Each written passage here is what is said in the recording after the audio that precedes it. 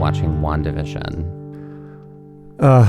Well, you told me about it earlier this week, and you were like, oh, because you had gotten second vaccine shot. Yes. And you took the day off the next day. Which, it hits you kind of hard. And you know what? I can't even say that because it really depends. My dad got his second vaccine shot. He had really no reaction, but I've had friends that have had, I don't want to say worse, just like a harder day after than I did. But mine was kind of rough around the edges. I wasn't the most pleased.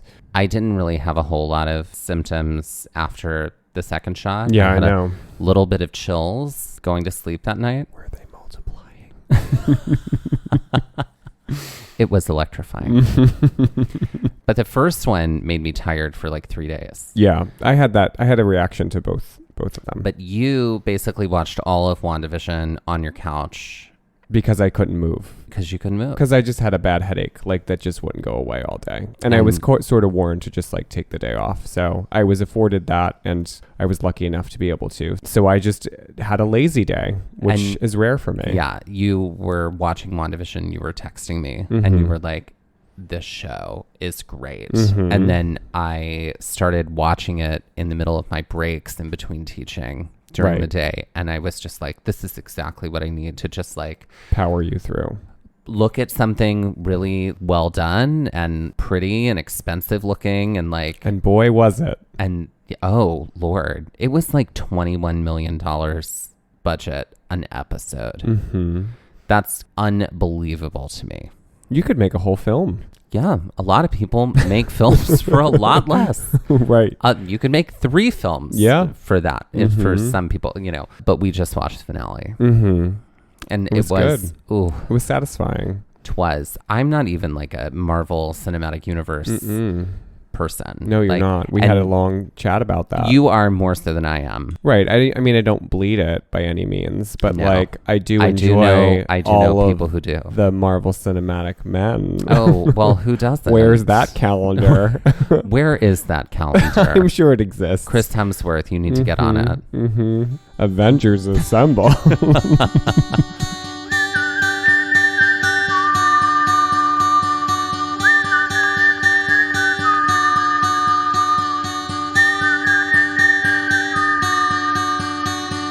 Looking for adventure, I want to follow on the trail, or get a little lost and let the wind fill my sails. Get up when the stars still fill the sky, don't wake the sun. There's so much to be done, and the day has just begun. Go where the postcards are real, you can feel. You can open your eyes and open your heart when you gaze at the national park. Follow you there. At the national park. At the national park. Follow you, I'll follow you there.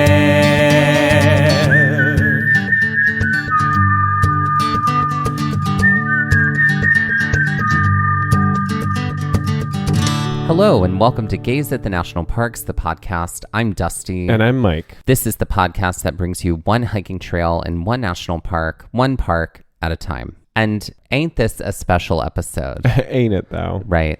Today, on a very special episode of Gaze at the National Parks, we're talking about... Cue the light piano music. Cue the light piano music and then the like dramatic look. Right. This episode is about Catoctin Mountain in Maryland. Catoctin Mountain is not part of the big 63 now of the national parks, but it is a national park site. That's correct. Previously, all of our long format episodes have been about hiking trails in national parks that have that unique designation of national parks by the National Park Service. But there are, in fact, 422 now. Things are somewhere getting added in every day. It's very fluid at this point. Sites of the National Park Service that feature unbelievable, beautiful, unmatched, unparalleled trails. And this was one of them that we wanted to include in a long format episode. This was our first foray into traveling during pandemic times. Yeah. long before any hope of vaccines, long before things were fully reopened, but Right. stay-at-home order had recently been lifted in New Jersey. Mm-hmm. We had isolated so that we could bubble together and do this traveling. Just like, when you pick two things on an SAT on your Scantron, You bubble them. A and B together. Together. You get them both wrong. That's right. Right, That's exactly. right. So we did. We bubbled together. You had suggested, you were like, let's try our first camping trip to Gettysburg. And so we went to Gettysburg. Right, because I thought, let's try to do somewhere that's close. So if there was an issue, we weren't far from home. And also, while things had started to turn a corner, being that it was the summer, I thought it was good that we weren't like traveling many states away and that we were, still within sort of like the reciprocal state agreement, because I don't know if you remember, but a lot of states formed like super groups in the early pandemic. That's right. Yeah. They released a few albums, some hits, some not. Exactly. But basically they were like, if we do this, then the other states are going to do this. So it was sort of like Pennsylvania was in the New Jersey, Delaware, New York, New Jersey super group, essentially. Right. Yeah. While we were researching Gettysburg and things to do, I was also looking up like what other hikes are around, and I found Catoctin Mountain, which is technically in Maryland, but it was very near Gettysburg and easily drivable. Yeah. So I looked into this and discovered the beauty that is Catoctin Mountain.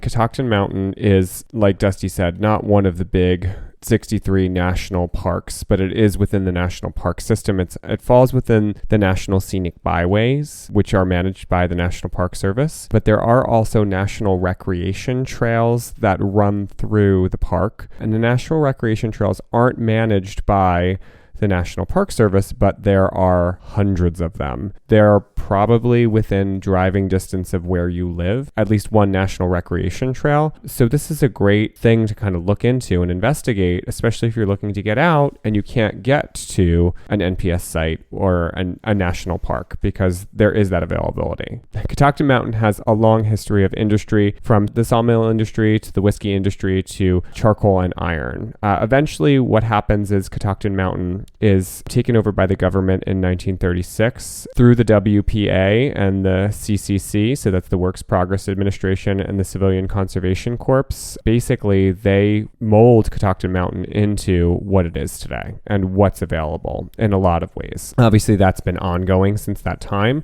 but they really had a major hand in the formation of Catoctin Mountain as a recreational area. Because this is during the pandemic and time was and is and just was, I truly don't remember what day of the week this was where we went to Catoctin Mountain. I know it was somewhere in the middle of the week. I'm going to say it was like a Wednesday, Thursday.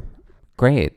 Maybe that's right. I heard somewhere that it was a Friday and a Tuesday, but okay, cool. So we were in Gettysburg camping. We got up early because hike early, hike often. We got packed and ready to go and got into the car from Gettysburg and drove the 32-minute drive into Maryland to go to Catoctin Mountain. Again, we're still early in our camping sort of like know-how and what to do and how to make it work. So this is probably a time before we were packing our bag the night before and, getting all that stuff ready. So it was a little bit of fumbly, I feel like, in our initial camping trip, just to kind of like get things together and figure out what was going on. But the road trip down to Catoctin Mountain was only, like Dusty said, 32 minutes. It's easy. It's mostly highway. You had actually done a lot of the research prior to the trip regarding the hiking. So you were coming in hot with everything that we needed to know about the trails. And everything. Loved it because there were so many beautiful things to do. I was just like, yo, we have to do this. Yeah. Like, this is just too good to pass up. Yeah. There are two sides to this mountain, and we need to do one side on one day and another side on another day. Right. And so on this day, we tackled all of the east side trails. We would like to acknowledge that while hiking Catoctin Mountain, that we were on the traditional and stolen lands of the Piscataway Conoy tribe. So we arrive in Catoctin Mountain, which was, honestly, it was so easy to get to the parking lot visitor center. Well, you just literally pull off the highway. It's like not even an exit. You pull off the highway and I think you turn, take a right and then a left. Yeah. It's kind of just right there. Yeah. Now, There are multiple spots to park within Catoctin Mountain, but we parked right at the visitor center, which is right near that road. That'll take you right back out to the highway. Right. We got there early. Parking lot's not big. There were some cars there. Yeah, but not very many. Not very many. We got out, put all of our gear on, and while there weren't many cars there were lots of groups of hikers there. Yes. And they were hanging out and they were talking, and they had gone up to the visitor center because the visitor center was closed, but there were still maps outside. So I had a map on the phone, but we did pick up a paper map. Looking at the map for the east side, there are 3 distinctive loops, but the trails on the east side of the mountain actually kind of look like a figure 8 in the way the loops are formed, with the third of the 2 loops not exactly intersecting with the other 2, but sort of being squished in the middle of them. So it's not like Venn diagrams coming together. It's just like a sandwich, essentially. Our plan for the day basically was, after we talked for a little bit, was to essentially do the outer extremity of the figure 8, not really use the middle. The middle of the figure 8 would sort of just drop you right back down to the visitor center. And we felt like we didn't need to do that only if we really were having an issue and we needed to like dip out early, like if the weather turned or something like that. Because it was kind of a like really overcast, cloudy sort of looked like it could rain at any point in the day sort of day. Doing that outer loop gained us about, just by like looking at the map, was probably going to be somewhere around 8 miles of footwork for the day. On the map of Catoctin Mountain, they have 3 different colored trails: orange blazes, pink/purple blazes, or yellow blazes. Our goal was to essentially do the outer edge of all of them. We did get to chat a little bit with the other hikers that were in the parking lot. It seemed like it was almost like a meetup group, and that some of the people there had been hiking previously and some had never hiked before. So this was kind of like their first foray into hiking. And so, yeah, it was really nice to also just like talk to people. Again, we were at a distance. We were wearing, masks and stuff like that.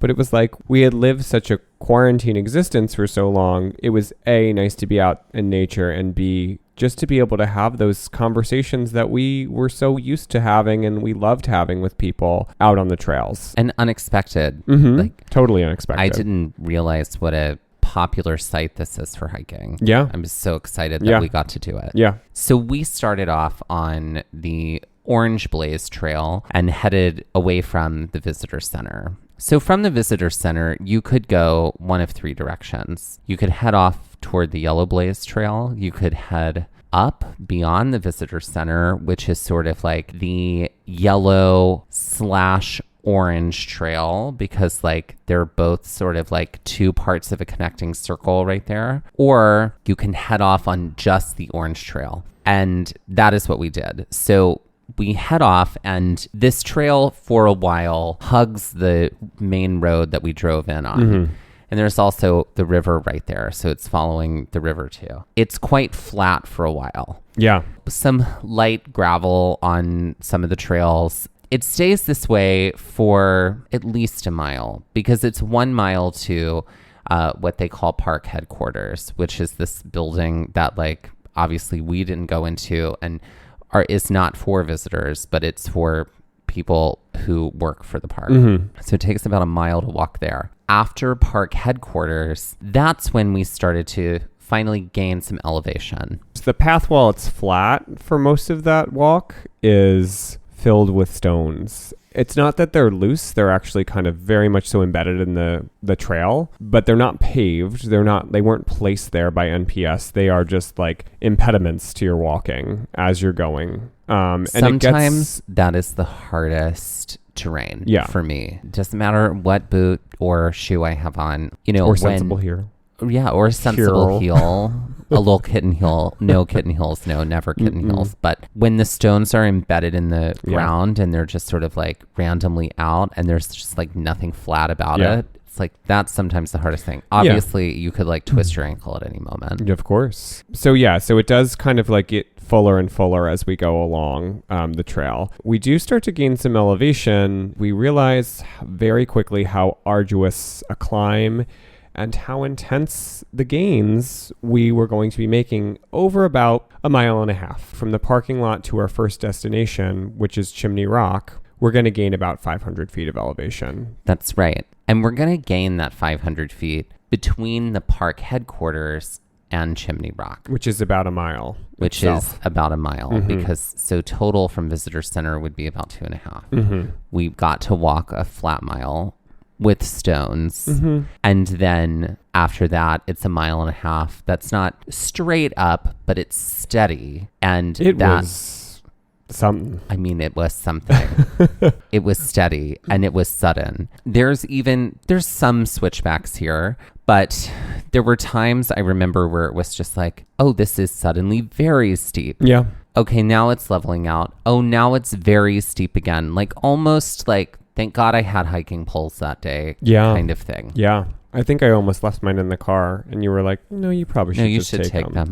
And it was a good idea because there was definitely a lot of reclaiming my time, having a ton of water at this point. And this was sort of like a shock to the system for the both of us because we hadn't hiked since the fall. No. We hadn't been anywhere. No, and because like all we had done some local canceled. we had done some local trails like once we had bubbled. Walks once we had bubbled. And like that was great. And you know, a couple of local trails that were not nearly this. No. So we were definitely like a little bit of like out of hiking shape. Right, out of hiking shape. Oh, hello, how are you? You're going to get back in real quick. You are. The nice thing is with camping, and something that we'll probably just continue to do now whenever we hike, is like to bring like a jug of water for the car to refill, especially for you because you're like a camel. And this is something that we did this day because we just weren't sure, and we're sure glad that we did because we knew that they were back at the car. And we knew we could always dip back down if we needed to get there, down that middle trail. Can I just say something about, drinking water? My doctor recently, it is self-care. My doctor recently told me, she was like, so I'm also a person who lives with eczema. My entire life, it's sometimes moderate to severe. It's often moderate to severe. I'm finally in a place where it's like under control and it's great. I'm living my best life. But yeah, she was like, if you have dry skin and you hike all the time, no. You don't have to drink 8 glasses of water a day. You have to do 24. Like you actually have to do triple the amount of a normal person because you're as active as you are and you have dry skin. So that's person, dry skin, and you're outside walking around all the time. That's 3. That's 24. You might be a desert. You might be a desert. Right. Exactly. So to those out there who are like, yeah, water. Yeah. You know what? Drink all of it all the time. Because it's self-care and you're going to drink it and you're going to like it. That's right. Right. After like a very intense climb, over a 500-foot gain, we do get to an area that sort of levels off a bit at the top. And that gives us an opportunity to hit our first sort of site along the way, which is Chimney Rock, which isn't really on the trail. You sort of have to like cut off the trail to see Chimney Rock. Yeah. Chimney Rock is, it's a little shut off. So not to be confused with the same place, not the same, but the same named place in Capitol Reef. Right. Chimney Rock. Right, exactly. This was here at Chimney Rock in Catoctin Mountain. This was a beautiful view. Yeah. You jut right off. You can see over the mountains. We could probably see all the way to Gettysburg from here. There was an opportunity to like go out a little further. You did that. I did not do that. Because Mike's favorite thing to do is just give you a heart attack. Live on the edge. Yep. Literally. It's like that Aerosmith song that, the one I have not heard. Nor should have anyone. It's called Living on the Edge. Oh. Thank you. So, I did take my death-defying not leaps, but small trots over these little crevices. But it was a nice view, and you didn't really have to go much farther out to get an even better view. This was sort of like par for the course of what we were going to see on these like vistas and like overlooks for the rest of the day, where there's this rock formation that's sort of craggy. There's crevices in it. You can kind of choose to go further out, or you can stay where you're at. And even if you stay where you're at, you're going to get a really nice view. And if you go further out, you'll get an even maybe a little nicer of a view, but it's not going to be something that, you would miss terribly. It's the same. After getting shaded for my, All day, every adventures.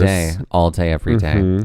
We head off to the next destination, which is Wolf Rock, which Yes. is only a half a mile to Wolf Rock at this point. The elevation change from Chimney Rock to Wolf Rock is only about 19 feet. Yeah, and we lose 19 feet. It's not even that we're gaining. Yeah, it. we lose 19 feet. Yeah. So it was basically flat. Yeah. And What joy. it was a walk through the woods at this higher elevation. The path here, as with most of the paths here on the east side of the park, was pretty wide. Yeah. You know, for paths, you know what I mean? Like, it's not like some paths are like not maintained, like they're only maintained because like of foot traffic. Right. That's not the case. No, here. no. No, these are like properly wide trails. It's no Congaree National Park. That is for sure. Well, yes, the backcountry hikes beyond the boardwalk in Congaree National Right. Park. So we walk the half a mile to Wolf Rock. I do remember going like, like I remember seeing Wolf Rock on the map and like everybody was talking about it. And by everybody was talking about it, I mean the brochure and the maps were talking about Right. Like not Michaela and Jean-Ray. it. Jean-Ray. Yeah. Like Michaela and Jean-Ray were talking about Wolf They were Rock. totally talking about Wolf Rock. And like there were wolves there. And also And they had a band. and they rocked. And they covered Living on the Edge by Aerosmith. Bringing it back around. There you go. There we you go. finally Call got back. there. Very quickly, we then start to approach Wolf Rock, and it looks like you are walking through the forest, and then over to the right is sort of like this giant boulder wall. Yeah. It's a bunch of boulders sort of situated together, and it looks like a barrier wall. It almost reminded me of like a fin in like Devil's Garden or Devil's Playground. I always think get it it's wrong. Garden. Devil's Garden in Arches, Yes. where it's sort of like this kind of like You gotta ridge. go over it, Yeah, yeah. you have to kind of like, it's a rounded sort of ridge that you have to go over.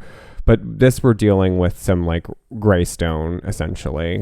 Probably And some basalts. It's clear that a lot of people, there was, a placard there that we could read about Wolf Rock, and we did. It's clear that a lot of people just sort of look at it and keep going, but it's also possible to hike onto it. So we did. Right. You basically have to climb up it a little bit. And then once you're sort of up there, you're on this like bald part of the rock. But there are some pines up there that do dot the in-betweens where there are some patches of ground and crevices. You can definitely go out pretty far. And that's, again, to your comfort level. There are a lot of crevices, but they were manageable because I kind of toted you along. You came along for this one. Yeah. No, the crevices weren't too bad. No. You climb up onto it, and the crevices are small, and it's not like you're like in between them. It's like a drop of thousands of feet. No, it's not that. No. As you go further and further out, the crevices get larger and larger. Right. Like there were some crevices that at least dropped like maybe 20 feet. Sure, yeah. I mean, you would definitely hurt yourself if you fell. Dropped down 20 Yeah. feet, but the space between them sometimes is only narrow. like a foot at the most. Or there was one that was closer to 3 feet that we did have to like do an actual jump over. Right. And it was, for me, I feel like this was sort of like a little fun, only in that it reminded me of like puzzle solving. Only a little. Only a little. I only allow myself a little fun. It was sort of like rock climbing or bouldering, where you had to kind of solve a puzzle. So there were some times where it was like, nah, I don't want to jump over that, or that next rock is way too low. I'm going to try to find another way that's going to make it a little easier for me. So Yeah. there was like sort of some pathfinding that we had to do to get out to the area that we wanted to And go to. all of that was a little fun. Just a little. There were some placards here that really did give you an idea of what the geology of Wolf Rock was like, and sort of Catoctin Mountain in general. After we trek out about as far as we feel comfortable with and really want to, we decided to head our way back because there was still a lot of trekking left to do. We'd only done probably about a quarter to maybe a third of what we were doing for the day. So we wanted to keep moving. And with that, let's take our first break. So the game is Pentagram, folks. It's been a while. It has. Love this game. You got to put 5 objects in the pentagram to summon something. Or one. Or someone. Okay, so we're doing a callback to our cold open on this episode. You got to summon your Marvel boyfriend. So not the character, but the actor. So what 5 items are you going to put in the pentagram to summon Chris Evans? Great. Okay. I'm got this. Okay. So I'm going to put in that cable knit sweater he wore in Knives Out because iconic. That is a gay iconic sweater. Absolutely. Iconography. Iconography. Yeah. I was just at the meeting on Monday for the museum and they're putting it in the collection. Great. I'm also going to put in obviously some Captain America paraphernalia. But specifics. His shield. Great. His shield will go in. I'm also going to put in a lighter because he played the Human Torch in the original Fantastic Four. Oh. And I feel like that's hilarious that he had both of those roles. Right. So he's going to get a lighter as well. Or just like a burning something that's just going to be constantly burning. I'm also going to put in a pair of gray boxer briefs because he played basketball with Anna Faris in his underwear in What's Your Number? And that scene... Hello, everybody. And then my 5th item for Christopher Evans, it's got to be that beard. Honey, you're just going to put the beard in there? I'm putting that beard. You're putting the whole beard. I'm going to just put a false beard in. I think that'll summon him. Great. I think that's great. I think those are my 5 for Chris Evans. And here he is. I have a polite amount of time I need to spend with there. you. Right. Exactly. And what about you? To summon Chris Hemsworth. I can help you out a little bit too if we're... Of course. I'm going to start by putting a hammer in there. Would you hammer in the morning? I would hammer all over this land. If I had a hammer, I would hammer out danger. If I had a hammer. I can't fully take credit for that. That is an Ellen DeGeneres joke, and she's made that for years, and I do adore it.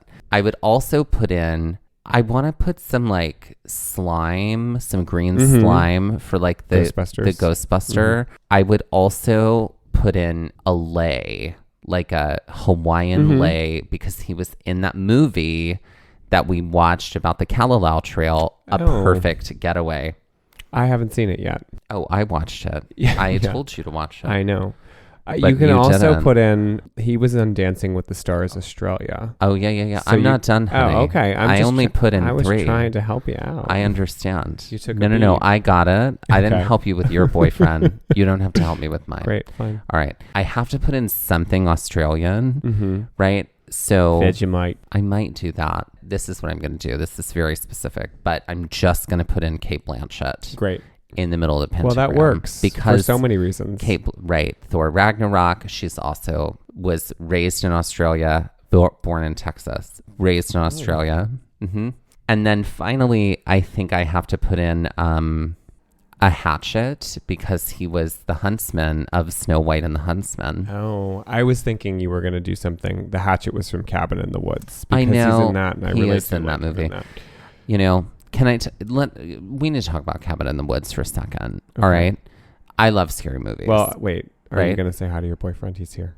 Oh, hi, Chris Hemsworth. There you go. It's so nice to, because poof, he's here. There we go.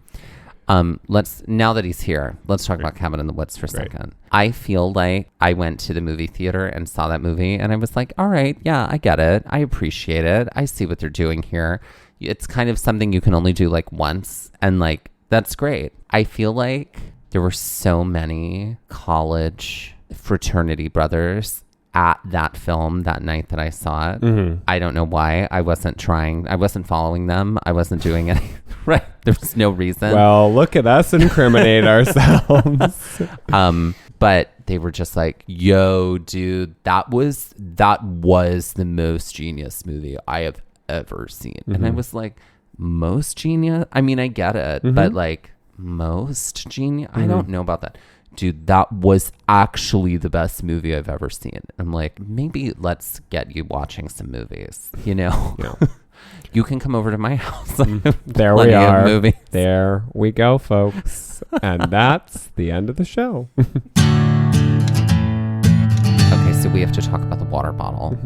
on the way out of Wolf Rock. The Like a sun beacon. had shone down on it, was a metal yellow water bottle. From the Baltimore County Public School District. That is what it said on the side of it. did. And I was like, well, we can't leave it here because we can't leave it in nature like this. No, I don't think we had hand sanitizer with us. I think this was like, we hadn't adopted that trail practice yet. No. And I think what I did was I used like my shirt sleeve to like pick it up Yeah. and stick it into my like the part of my backpack that would hold a water bottle. Right. Because I think we brought our extra water bottles with us that day too. We did. Because we had discovered squirtables at this point. Oh, you had. yes. So, we have. so I just like tucked it there and then like really made sure not to touch my face, mouth, or eyes with my hand for the rest of the day. Right. Because again, it was still like early with everything.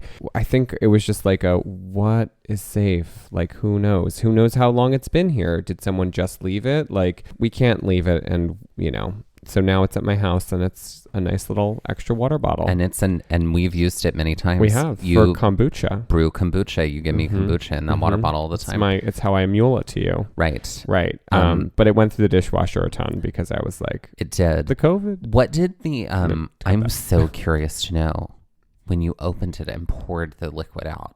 I think it was Gatorade. It was Gatorade. It was like red did Gatorade. That. Did We we did do that. that in the woods? I or- think we did. No, I think we did Parking it lot. Parking lot. We did it in the we parking did it in the parking lot. Yeah. And it was yellow, and I was like, oh, and you were like, it's probably Gatorade, Dusty. It was like, oh, that's true.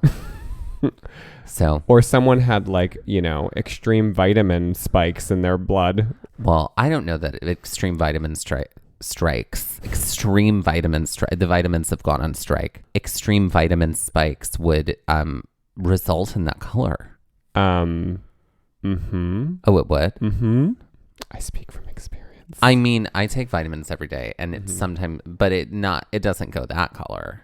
It goes Well, a different color. No. Yeah. No. What Yes. vitamins? K? Whatever's in my multivitamin, it pushes me over the edge. I'm glad that we're talking about urine now. We are, on our and the show. color of it. Yeah. And it becomes like an electric greenish yellow. And I was mean, concerned I have now. at first because this is our, this was my body. Yeah, of and course. I was like, what's happening? And then I realized, I started to like go on a better vitamin regimen because I had stopped taking multivitamins for a while. And lo and behold, the vitamins are what does it every day. I mean, that happens to me all the time, but I'm then- convinced it's my vitamin B. It's but it's probably not the B. same color. It's not the same color as like a yellow Gatorade. Oh, It's not like an electric yellow. mine's the electric blue. Yes, the berry Right, blast. The berry blast. That's yours. exactly. Great. Great. This episode has it all. Right. So we collected this water bottle because now we're like, well, we have a souvenir. And we have a souvenir and we can't leave it out here. Nope. We continue our journey on the, outside of the East Side trails. We are still on the Orange Blazes. Yeah. However, the next spot we're hiking to is called Thurmont Vista. Yes. Thurmont Vista is about 0.7 miles away. Yeah, it's not a long jaunt by any means. Not long after Wolf Rock, you get a fork in the road. You can either head to the left and continue on the Orange Blaze Trail, which if you continued on those Orange Blazes, it would go up and then down and circle back around to the visitor center. Right. That was like the middle of the figure eight I was talking about earlier. Yes. Or you could head off to the right, which is the pink and purple blazes. And that is going to bring us to Thurmont Vista. Right. So Thurmont Vista is at 1499. So between Wolf Rock and Thurmont Vista, we're only gaining 98 feet. Yeah, it's not a big gain. We really had done most of our elevation gain at the beginning of the day. I say that with a caveat because there is some that comes back a little later. Then some surprise elevation at the end. There's always surprise always elevation. surprises. But yeah, we had done most of our big gains for the day because we're basically on the top now of the east side of Catoctin Mountain. So we've kind of hit the peak with the exception of just some more more gain here and there. This is really just from Wolf Rock to Thurmont Vista is sort of just like another lovely little walk in the woods. It did rain the day or so before we had gotten there. Like one night when we were camping at Gettysburg, it like poured, and that was our first like rain experience in the tent. So the trails were a little wet and some spots were pretty muddy, right? But it wasn't the worst by any means. Something that was happening often in Catoctin Mountain, particularly on this part of the trail between Wolf Rock and Thurmont Vista, was like sometimes when you walk through a trail, there's like just one single like cobweb going across from like one plant to another, and you will feel it on your face, and you will feel, and it feels like you've walked into a spider web. Not really. You'll know if you've walked into an actual spider web. You know you've done it in Congaree, and it's really like pesky and kind of irritating. It's not great to me personally. And it's not great because like when you walk through and you're like feeling it and you're like, do I have a spider on my face? I mean, that's the thing I keep asking myself, right? And me. And you. So what I started doing in this section was I would walk with my hiking poles in front of me, literally in like an A-frame in front of me. And that gets rid of them prior to my face arriving in that area of space. So that is a little bit better. That's a dusty trail tip for y'all. Dusty trail tip for all y'all who don't love the feeling of spider webs on your face. Right. Meanwhile, you were walking behind me, not with dealing with it at all because catching spiders. Well, because I had gone through all of them for you. Because you're the graciously. Kindest. Exactly. The things we worry about and the things we don't. We continue on through our spider cobweb laden trails and get to Thurmont Vista and in pretty much no time. Again, it's not too much of a gain. It's a pretty easy path. It's not as rocky as our original starting path was at the beginning from the visitor center. So it was pretty easy to get there. This is like a nice little overlook that you get into fields and some of the towns that surround Catoctin Mountain. And there is a bench there, but a lot of the overlook is sort of blocked by trees. You can't really see that far out. Like if you sat on the bench, you'd just get a view of the trees. Like you sort of have to stand up and like back in order to see like anything. So I'm sure this is kind of a nicer view to see in the fall or the spring or the early spring or the winter even. It wasn't the best of like overlook views, but you do get a little bit from there. From Thurmont Vista, we are headed to our next overlook point, which is called the Blue Ridge Summit Vista. That's right. And the Blue Ridge Summit Vista is at 1,520 feet of elevation. We're leaving Thurmont Vista at 1,499. So that's like, just 21 feet of elevation. This part of the trail, I remember there was a section of it that felt like we were in this long natural canopy hallway. Right, with the ferns. There were ferns like on the sides.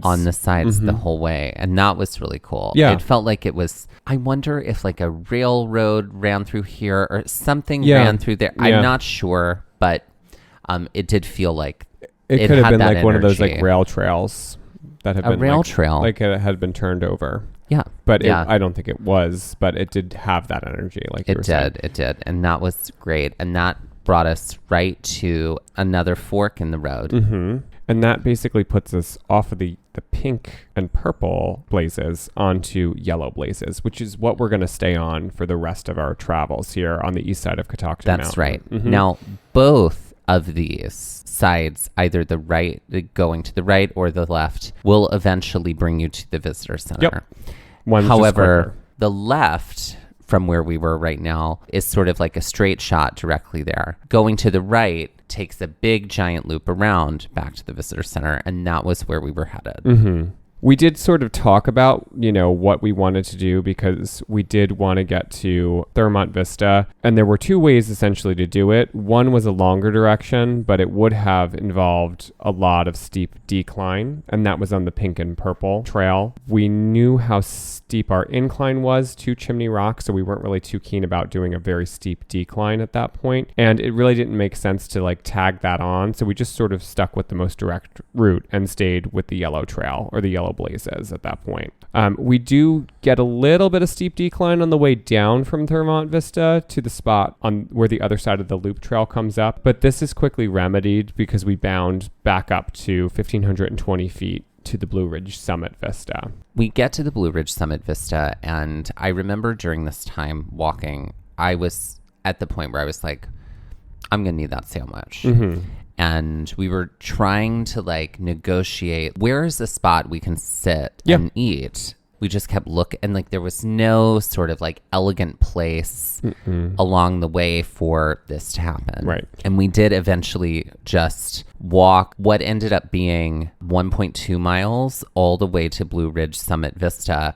And then we sat down there. And this is a much nicer overlook. There's a lot of, like, as you get there, there's some really big boulders that you can kind of just sit on and enjoy. But you do sort of have to, like, if you want to get a little further, like closer to the edge, which we did, you have to sort of hike down to get onto the boulders to like have more of a sit. The boulders up at the top are kind of like you'd have to climb up onto them. These boulders are sort of embedded, and so you can kind of like shimmy your way down and sit on them. And it's like not like a steep drop off there. It's sort of a gradual drop off. You could continue going down the mountain there if you wanted to. Not recommended, but yes. Not recommended. Don't do that. No. But yes, you could. We sat and we ate our peanut butter sandwiches that we had packed. Then the group of hikers that we'd seen in the parking lot who'd headed off in the opposite direction of us showed up right behind us. Right. And then we chatted with them like briefly. Yeah. And then they told us which direction they went in. We told them which direction we went in. So it ended up being like we were essentially at an absolute center point here in this giant loop of what things were. Yeah. And so that sort of gave us a good idea for like how much time extra we would need for the rest of the trail. And with that, let's take our next break. Ladies and gentlemen, please welcome to the stage Celia Jaws. Celia Jars. Celia Jaws. I do love Celia Jars. Me too. I feel like I saw that name and cackled again. I mean, either her drag brother or her drag husband is Mason Jars. No, of course. They've got to have like a deal with Bell or Ball. Ball. That's that. Ball Jaws. I was thinking Bell Jar like Sylvia Plath. Mm-hmm. Well, Bell Jar could be. She could be. Bell she Jaws. could be a Sylvia Plath queen. Bell Jaws could be Celia Jaws' daughter. She could be. I don't know why I have this accent, but it very feels interesting. Right. It's very interesting. I feel like Celia Jars is an environmentally conscious queen, and I think her merch is jam. Oh, like jellies and spreads that she's made herself. Okay, she's a jam queen. A jam queen, yeah, and she has all the jams. Oh. On the jukebox and on the merch table. Oh, so maybe she sells Jock Jams with her jam. You get a copy of Jock Jams. Hold on, I think it lip syncs to Jock Jams. Oh, I love that. She lip syncs to Jock Jams, and then she sells jams. He could go all the hey you get out we do of not my have way. We do not own the rights to that because who listened to Jock Jams? This old lady right here. Oh, excuse me. Ad nauseum. My father bought Jock Jams and played it in the car.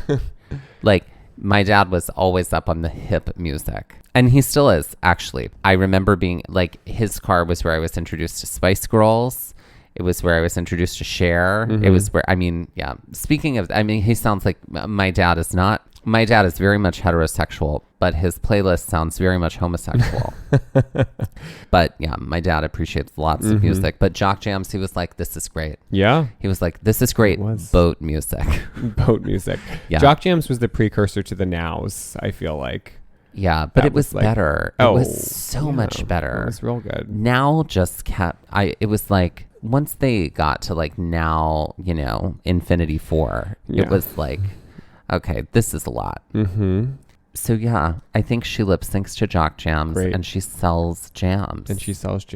And I think her aesthetic is like, I feel like there's a lot of clear like raincoats. Yes, and, like, I could see that. I could also see her sort of like being inspired by whatever jam she has just created and is selling. So if she's got, you know, huckleberry jam. Then lo and behold, she's like a huckleberry queen this tonight. Or she's inspired by the color palette. She dresses as Huckleberry Hound.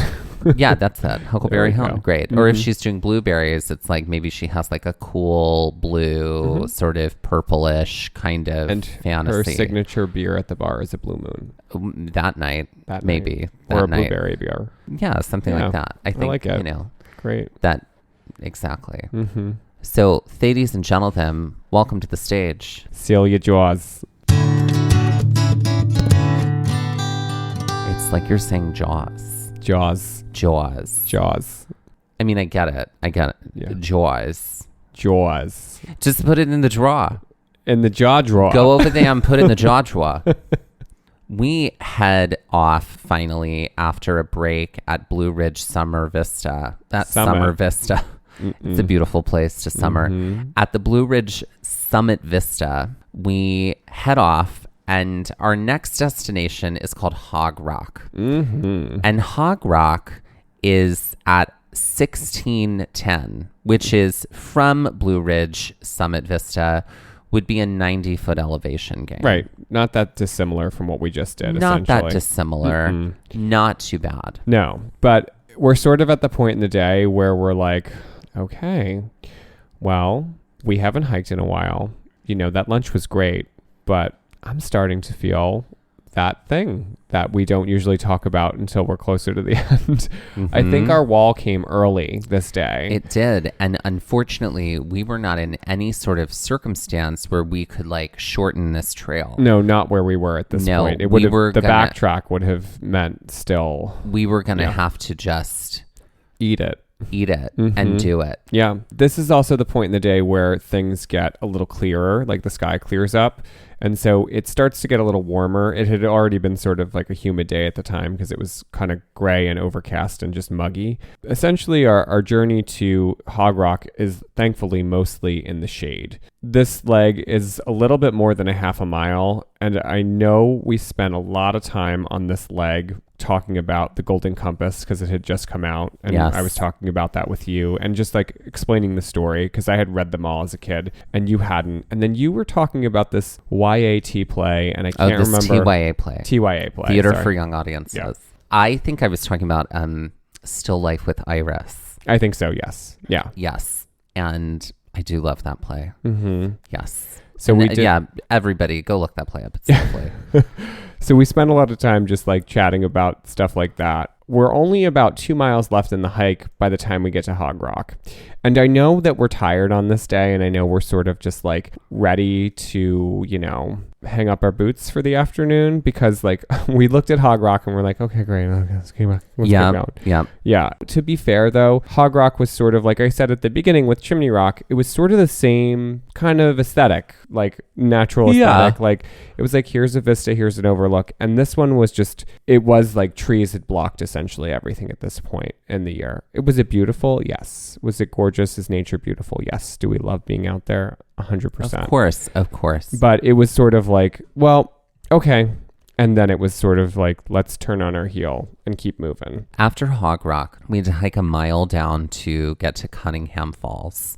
During this, there was about a 700-foot descent.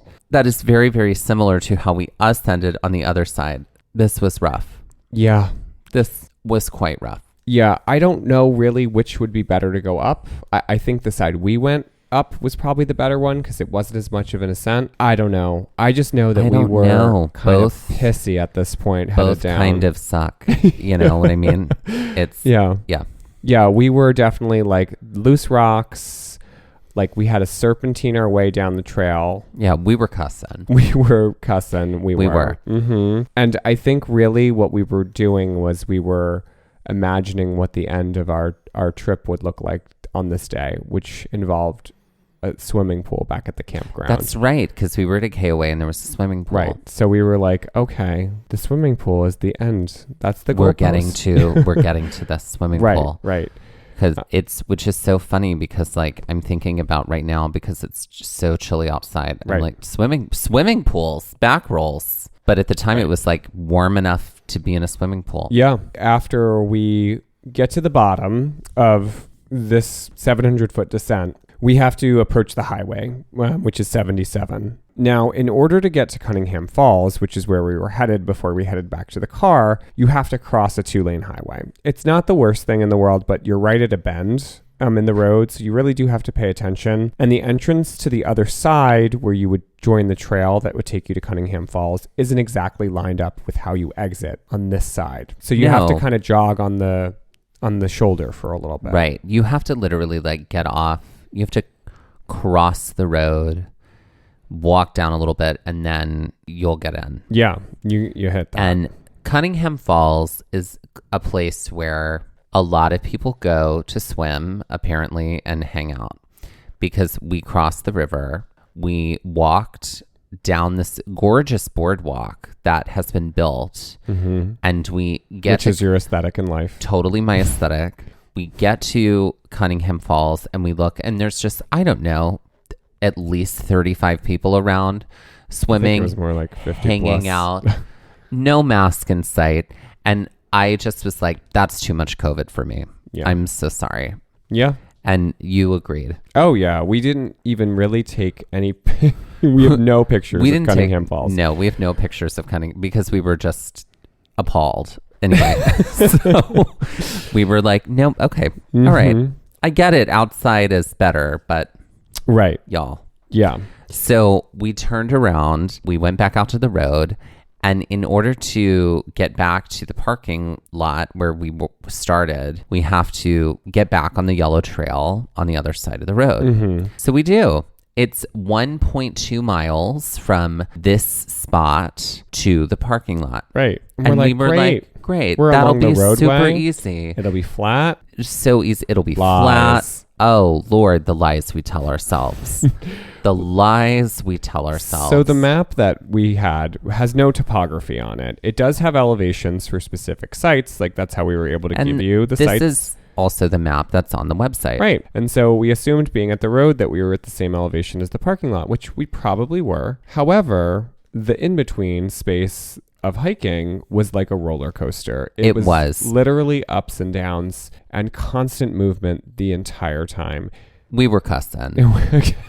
We were cussing a lot. And we were cusses is what I said. We were cusses. Right. And it's that same like rocks that just are all over the trail that are big. Nothing about it is flat. No. And it was a lot of up and down. I will say it was shady the whole time. And it was sweeping and beautiful, but not at that point when we were ready to be done. It was like, I wish that that was a point where it's one of those parts that you wish you could kind of go back to and see again. And sure, we could do it. Not at that point in the day. We were like, no, we're done. Yeah, we were fully done. We were fully done. I am curious to see what it would feel like to hike what we did in the other direction. Oh, yeah. And you know that people trail run that, I'm sure. Oh, yeah, I'm sure. We didn't see anybody trail running it this time. I don't understand those people, but good for them. Good for them.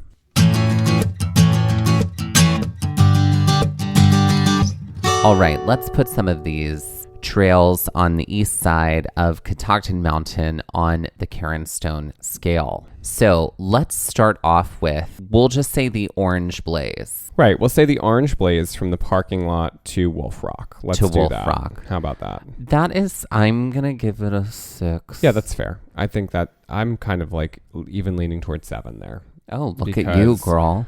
That was just arduous. That one part was arduous. Arduous. Yeah. So a 13 out of 20. 13 out of 20. Great. Okay, let's talk about the Pink and Purple Blaze from the fork right after Wolf Rock through Thurmont Vista to the intersection of the Yellow Blaze. A 4? I was going to say a 3. Great. A 7 out of 20. Great. And now the Yellow Blaze, which is essentially most of the Yellow Blaze trail that we did, except we didn't do the part that goes down the center and intersects with the Pink and Purple Blaze or the Orange Blaze. We did all of the exclusively Yellow Blaze section. Right. That's a 6 for me, I think. I'm going to give that a 7 because that's 700-foot descent. Yeah, flip and a flop. Yep. 13 out of 20.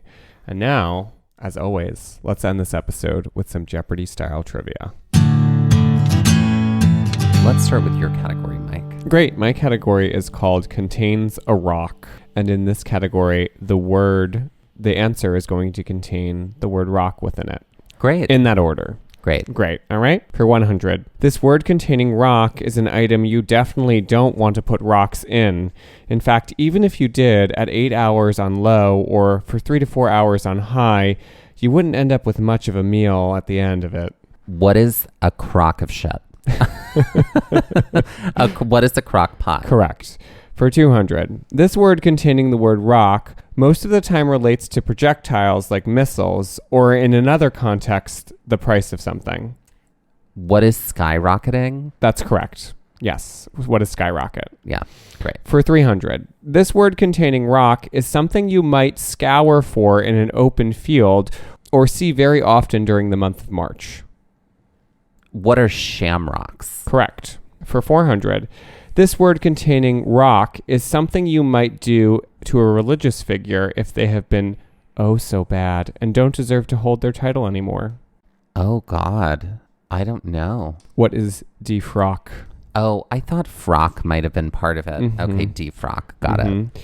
And for 500, this word containing rock is essentially what helps your bike move with the aid of the chain, pedals, and wheels, of course. What is friction? What is fraction? Fraction. It is what is a sprocket.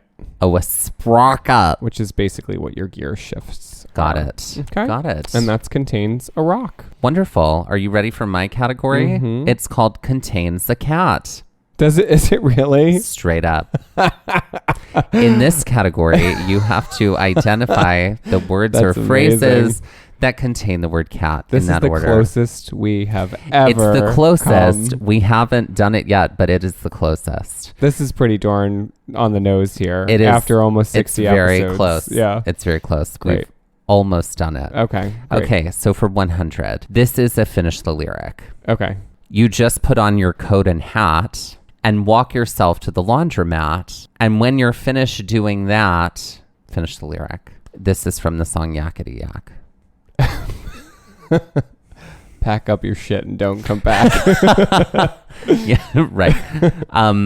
No, unfortunately, we were looking for bring in the dog and put out the cat. Okay, great. Yakety yak. Don't talk back. back. Right. Okay. Okay. For 200. She was the first wife of Henry VIII. Who is Catherine of Aragon. Correct. Mm-hmm. For 300. Well, I never put this on my pizza. In Mississippi, you always needed to have this type of French dressing around whenever anyone was eating pizza. I don't know. What is Catalina dressing? Oh, okay. Which is Great. another word for French dressing. Mm-hmm. Okay. Something I've never seen in the North. People putting French dressing on This pizza. is why this northerner had no idea how to answer There you that go. clue. There you go. Mm-hmm. Okay. You could have given me a clue about an island. Okay. Do you want to write? Do you want to write do you want to write these clues too, honey? Maybe okay. I For do. 400. Pick up your shit and don't come back. I like that. Whenever I cover Yakety Yak, I'll include that phrase. Great. For 400. Mm-hmm.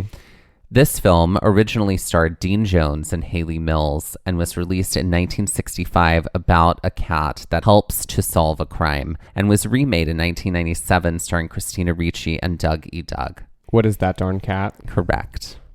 And then for 500. Great.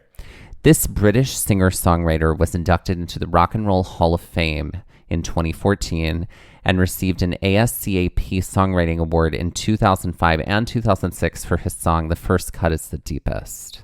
Who's Cat Stevens? Correct. Meow.